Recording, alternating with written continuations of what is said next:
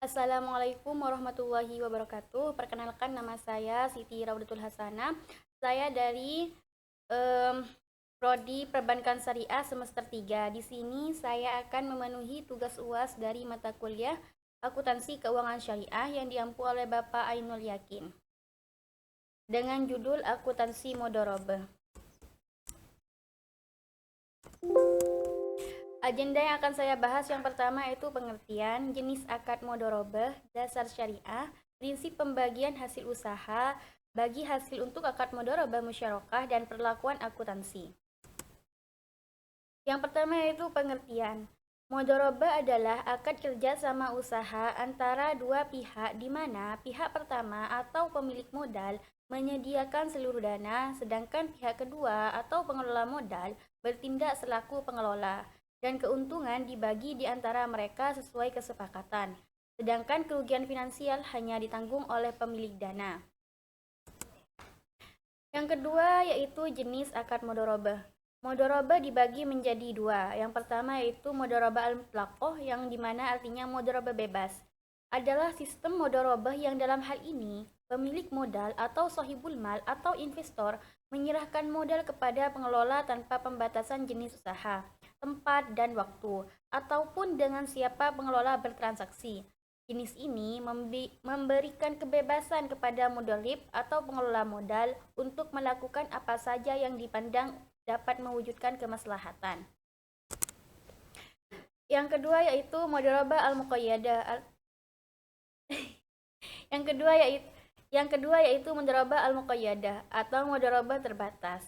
Dalam hal ini, pemilik modal atau investor menyerahkan modal kepada pengelola dan menentukan jenis usaha, tempat, waktu, ataupun pihak-pihak yang dibolehkan bertransaksi dengan mudharib. Persyaratan pada jenis yang kedua ini diperselisihkan para ulama mengenai keabsahannya.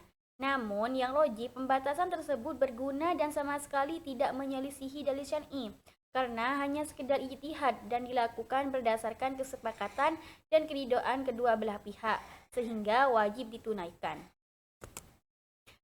Dasar syariah. Akad mudharabah memiliki dasar hukum yang kuat dalam syariat Islam. Para ulama sepakat bahwa kerjasama diperbolehkan dalam Islam karena membawa maslahat dan memenuhi kebutuhan manusia dalam bermuamalah. Dalam akad ini, pemilik modal dapat bekerja sama dengan pengelola untuk menjalankan usaha yang saling menguntungkan. Landasan hukum. Mudharabah didasarkan pada dalil as-sunnah, takrir Nabi Muhammad SAW, dan ijma' sahabat. Nabi Muhammad SAW tidak mengingkari orang-orang yang melakukan akad mudharabah, sehingga hal ini merupakan persetujuan dari Nabi atas kebolehan mudharabah. Fatwa Dewan Syariah Nasional Majelis Ulama Indonesia. Menurut fatwa ini, mudharabah adalah pembiayaan yang disalurkan oleh lembaga keuangan syariah kepada pihak lain untuk membuka suatu usaha yang produktif. Dalam pembiayaan ini, lembaga keuangan berperan sebagai pemilik dana dan membiayai 100% usaha pengelola. Kemudian peraturan Bank Indonesia. Menurut peraturan Bank Indonesia, mudharabah adalah penanaman dana dari pemilik dana atau sahibul mal kepada pengelola dana yang disebut dengan mudharib untuk melakukan kegiatan usaha tertentu. Keuntungan dibagi berdasarkan metode bagi hasil atau profit sharing atau metode bagi pendapatan sesuai nisbah yang telah disepakati sebelumnya. Kemudian rukun akad mudharabah. Yang pertama yaitu akad mudharabah memerlukan dua pihak yang berakad, yaitu pemilik modal atau sahibul mal dan pengelola modal, yaitu mudharib. Yang kedua yaitu modal kerja dan keuntungan. Mudharabah bisa terjadi jika adanya modal yang disalurkan, ada aktivitas kerja yang dilakukan, dan pembagian keuntungan antara kedua belah pihak. Yang ketiga yaitu siwat. Ijab dan qabul. Yang ketiga itu siwat yang biasa disebut dengan ijab dan qabul. Akad mudharabah harus melibatkan tawaran ijab dari pemilik modal dan penerimaan atau disebut dengan qabul dari pengelola dana. Kemudian ketentuan syariah. Yang pertama yaitu kepatuhan terhadap prinsip syariah. Akad mudharabah harus sesuai dengan prinsip-prinsip syariah, termasuk larangan riba dan ketidakadilan. Yang kedua yaitu transparansi dan pelaporan. Pengelola harus melakukan pencatatan yang akurat dan transparan terkait keuangan dan kinerja usaha. Yang ketiga yaitu niat baik. Akad mudharabah harus dilakukan dengan niat baik dan tujuan yang jelas. Kemudian berakhirnya akad mudharabah. Mudharabah ini berakhir dengan pembatalan dari salah satu pihak karena tidak ada syarat keberlangsungan secara terus-menerus dalam transaksi usaha semacam ini. Masing-masing pihak membatalkan transaksi kapan saja dikehendaki. Transaksi mudharabah ini juga bisa berakhir dengan meninggalnya salah satu pihak yang melakukan transaksi, atau karena ia gila atau idiot. Kemudian pembagian hasil. PSAK 105 paragraf 11 memberikan pedoman khusus mengenai prinsip pembagian hasil akad mudharabah. Prinsip ini menjadi sangat penting karena menyangkut keadilan dan transparansi dalam pembagian keuntungan antara pemilik modal atau sahibul mal dan pengelola modal. PSAK 105 paragraf 11 menjelaskan bahwa pembagian hasil usaha mudharabah dapat dilakukan berdasarkan dua prinsip. Yang pertama, prinsip bagi hasil. Dalam prinsip ini, dasar pembagian hasil usaha adalah laba bruto, bukan total pendapatan usaha. Artinya, hanya keuntungan setelah dikurangi biaya pokok penjualan yang akan dibagi. Yang kedua yaitu prinsip bagi laba. Dalam prinsip ini, dasar pembagian adalah laba bersih, yaitu laba bruto dikurangi semua beban yang berkaitan dengan pengelolaan mudharabah. Kemudian, akad mudharabah musyarakah, yaitu merupakan kombinasi antara akad mudharabah dan musyarakah. Dalam akad ini terdapat tiga pihak yang terlibat. Yang pertama yaitu pemilik modal, yaitu menyediakan modal. Yang kedua yaitu pengelola modal, yaitu mengelola modal dan biasanya juga ikut serta menyediakan modal. Kemudian yang ketiga yaitu pihak ketiga, pihak yang menerima pembiayaan dan ikut serta dalam usaha. Mudharabah musyarakah ini menjadi lebih kompleks dibandingkan dengan akad mudharabah murni. PSAK 105 paragraf 34 secara umum memberikan panduan bahwa pembagian hasil dilakukan dalam dua tahap. Yang pertama, pembagian hasil antara pengelola modal dan pihak ketiga. Prinsip musyarakah. Hasil usaha yang diperoleh dari pihak ketiga lebih dahulu dibagi antara pengelola modal dan pihak ketiga sesuai dengan porsi modal masing-masing. Hal ini karena pengelola modal juga bertindak sebagai musyarik dan dengan pihak ketiga. Kemudian, pembagian hasil antara pemilik modal dan pengelola modal. Prinsip mudharabah. Setelah pembagian hasil dengan pihak ketiga, bagian yang diperoleh pengelola modal kemudian dibagi lagi antara pengelola modal sebagai mudharib dan pemilik modal sesuai dengan nisbah yang telah disepakati di dalam akad mudharabah. Perlakuan akuntansi. Perlakuan akuntansi untuk pemilik dana dalam akad mudharabah PSAK 105. PSAK 105 memberikan pedoman yang komprehensif mengenai perlakuan akuntansi untuk berbagai jenis transaksi keuangan berbasis syariah, termasuk akad mudharabah. Bagi pemilik dana sahibul mal dalam akad mudharabah terdapat beberapa perlakuan akuntansi yang perlu diperhatikan.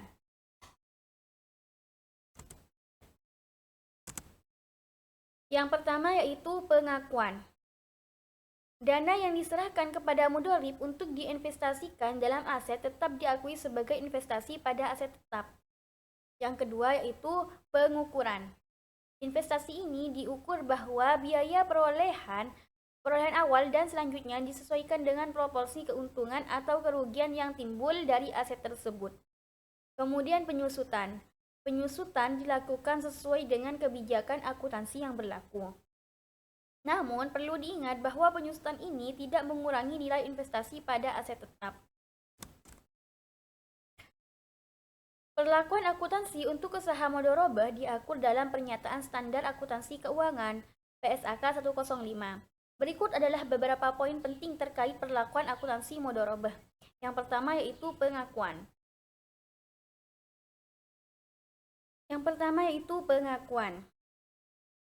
Pengakuan investasi mudharabah diakui sebagai investasi pada saat pembayaran kas atau penyerahan aset lainnya oleh pemilik dana atau sahibul mal kepada pengelola dana atau mudharib. Kemudian pendapatan. Pendapatan bagi hasil diakui sesuai dengan nisbah atau persentase yang telah disepakati dalam akad.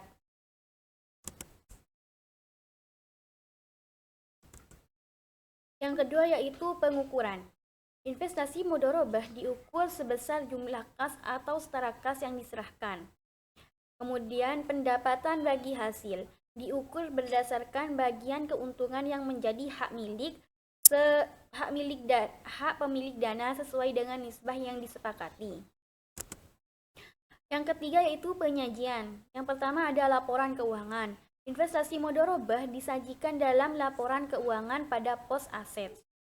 Kemudian pendapatan. Pendapatan bagi hasil disajikan dalam laporan laba rugi. Kemudian ada pengungkapan.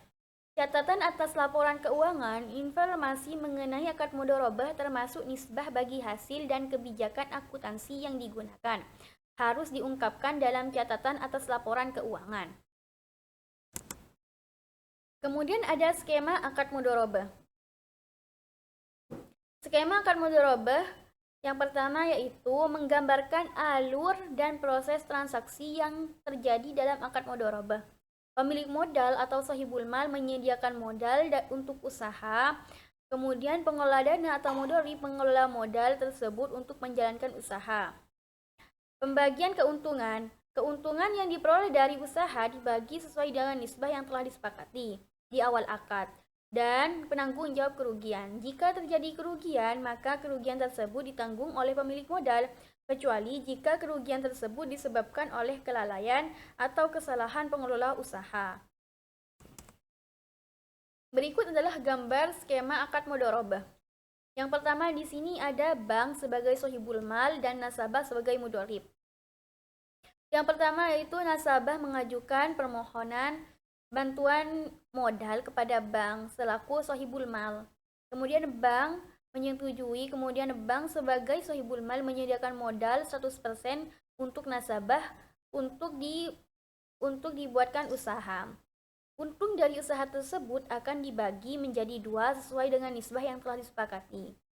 Jika dari usaha tersebut mengalami kerugian, maka kerugian tersebut akan ditanggung oleh sahibul mal. Kemudian di sini ada contoh kasus. Data pemilik modal menyetor sebesar 100 juta. Nisbah bagi hasil 70 banding 30%. Pemilik modal 70% dan pengelola modal 30%. Keuntungan akhir tahun memperoleh 50 juta. Jurnal awal yaitu debit investasi pada mudharabah sebesar 100 juta dan kreditnya 100 juta. Akhir tahun debit kas yaitu sebesar 35 juta dalam kurung 70% dikali 50 juta. Kredit pendapatan bagi hasil sebesar 35 juta. Perhitungan ringki, bagian pemilik modal 70% dikali 50 juta sama dengan 35 juta. Bagian pengelola modal yaitu 30% dikali 50 juta sama dengan 15%. Dan di sini terdapat contoh jurnal.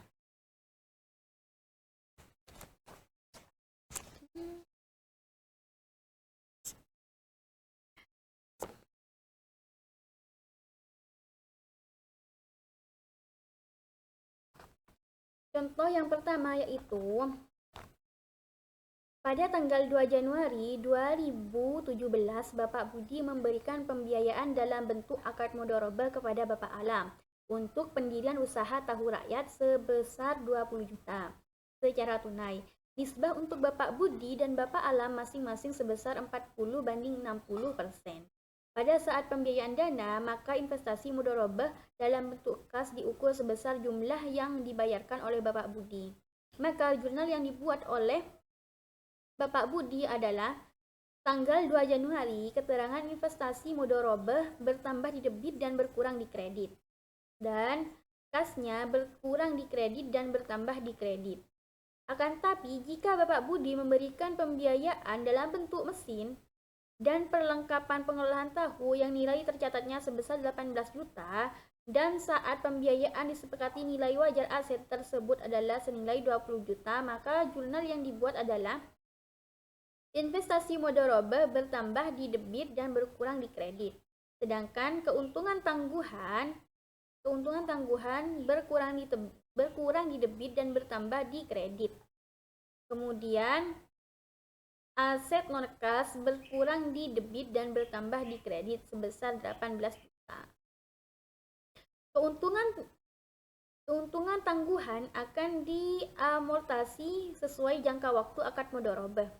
Jika akad mudharabah berlangsung selama 5 tahun, maka jurnal yang dibuat pada tanggal 31 Desember adalah tanggal 30 Desember, keuntungan tangguhan bertambah di debit sebesar 400.000 dan berkurang di kredit. Sedangkan keuntungan berkurang di debit dan berkurang di kredit 400.000. Sebaliknya, jika Bapak Budi memberikan pembiayaan dalam bentuk mesin dan perlengkapan pengelolaan tahu yang harga perolehannya sebesar 20 juta dan aset pembiayaan disepakati nilai wajar aset tersebut adalah 18 juta, maka jurnal yang dibuat adalah tanggal 2 Januari, investasi mudharabah bertambah di debit sebesar 18 juta dan berkurang di kredit. Kerugian bertambah di debit sebesar 2 juta dan berkurang di kredit. Aset non kas berkurang di kredit dan bertambah di debit sebesar 18 juta. Contoh lain, jika investasi mudharabah dalam bentuk aset non kas yang diserahkan mengalami penurunan nilai dari 20 juta menjadi 19.500 sebelum usaha pabrik tahu dimulai dan usaha merupakan kelalaian Bapak Alam, maka jurnal yang dibuat adalah tanggal 2 Januari, keterangan kerugian investasi mudharabah bertambah di debit sebesar 500.000 dan investasi mudharabah tanggal 2 Januari, kerugian investasi mudharabah bertambah di debit 500.000 dan berkurang di kredit. Kemudian investasi mudharabah berkurang di debit dan bertambah di kredit sebesar 500.000. Jika penurunan nilai terjadi setelah kegiatan operasional pabrik tahu telah berjalan, maka jurnal yang dibuat adalah tanggal 10 Januari, kerugian investasi mudharabah sebesar bertambah di debit 500.000 dan berkurang di kredit 500.000. Penyisihan kerugian investasi mudharabah berkurang di debit sebesar 500.000 dan bertambah di kredit.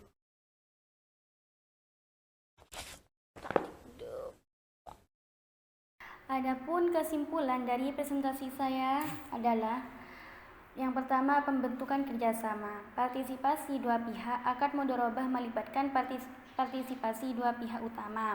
Yang pertama itu pemilik modal atau rabbul mal yang menyediakan dana, dan pengelola dana atau mudharib yang bertanggung jawab atas operasional usaha. Yang kedua yaitu nisbah bagi hasil. Keuntungan yang dihasilkan dari usaha dibagi berdasarkan nisbah bagi hasil yang telah disepakati oleh kedua belah pihak di awal akad. Nisbah ini merupakan persentase pembagian keuntungan yang adil dan transparan. Yang kedua yaitu pengelolaan usaha. Tanggung jawab pengelola mudharib bertanggung jawab penuh atas pengelolaan dan operasional usaha. Pengelola memiliki kebebasan dalam mengambil keputusan bisnis selama tidak melanggar prinsip-prinsip syariah dan ketentuan dalam akad. Yang kemudian tanpa campur tangan pemilik modal. Pemilik modal tidak ikut campur dalam operasional sehari-hari usaha, tetapi berhak menerima laporan berkala mengenai kinerja usaha. Yang ketiga yaitu keuntungan dan kerugian. Keuntungan usaha dibagi sesuai nisbah bagi hasil yang telah disepakati. Pembagian ini hanya dilakukan setelah usaha menghasilkan laba. Kemudian ada kerugian. Jika usaha mengalami kerugian, maka kerugian tersebut sepenuhnya ditanggung oleh pemilik modal, selama kerugian bukan akibat kelalaian dan pelanggaran oleh pengelola usaha. Pengelola hanya menanggung kerugian berupa waktu dan tenaga yang diinvestasikan. Yang keempat yaitu transparansi dan akuntabilitas. Pencapaian keuangan, pengelola usaha wajib mencatat semua transaksi keuangan secara transparan dan akuntabel. Laporan keuangan harus disusun sesuai dengan prinsip akuntansi syariah dan disampaikan kepada pemilik modal secara berkala. Kemudian audit dan pengawasan. Pemilik modal berhak mengaudit atau memeriksa catatan keuangan dan operasional usaha untuk memastikan bahwa usaha dikelola sesuai dengan ketentuan akad dan syariah. Kemudian pengakhiran akad. Sesuai kesepakatan, akad mudharabah dapat diakhiri sesuai dengan ketentuan yang disepakati oleh kedua belah pihak. Pengakhiran dapat terjadi jika usaha sudah mencapai tujuan yang ditetapkan atau atas kesepakatan kedua belah pihak. Pembagian hasil akhir pada saat pengakhiran akad. Semua kewajiban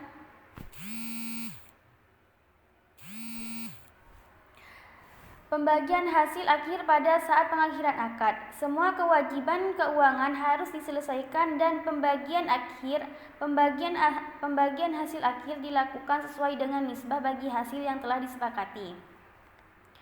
Terima kasih, cukup sekian presentasi dari saya. Kurang lebihnya saya mohon maaf. Jika ada kritik dan saran silakan tulis di kolom komentar. Wassalamualaikum warahmatullahi wabarakatuh.